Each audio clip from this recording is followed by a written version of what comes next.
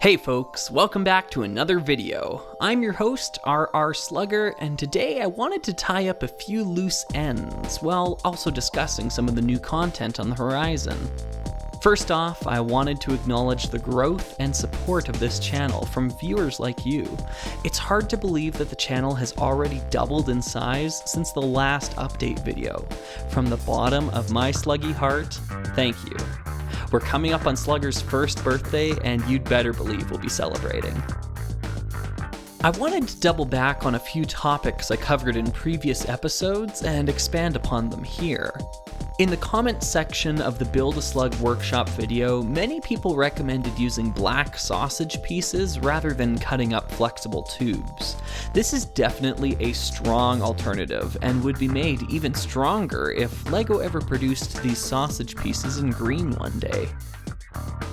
In a similar vein, I wanted to mention that these trans orange studs with hollow centers do exist and work fairly well at giving each eye a pupil.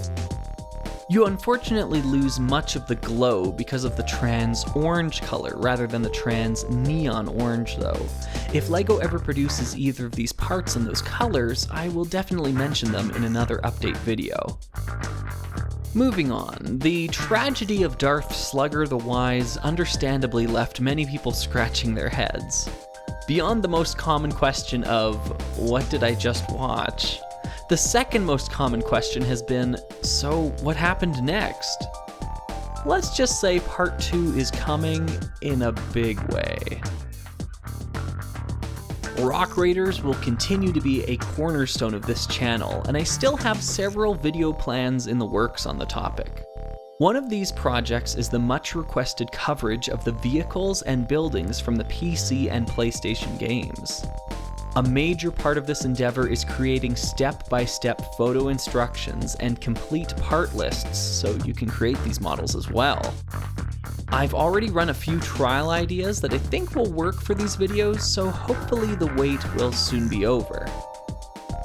Unfortunately, or fortunately depending on your perspective, I still plan on writing full scripts for these videos, as it doesn't make much sense to me to create 2 separate videos for each model, one where I discuss the build and its prototype history, and another where I just show the steps on how to build it. What this means though is that these videos are going to take a lot longer to produce, as scripting and recording are still the biggest time sinks for me at the moment.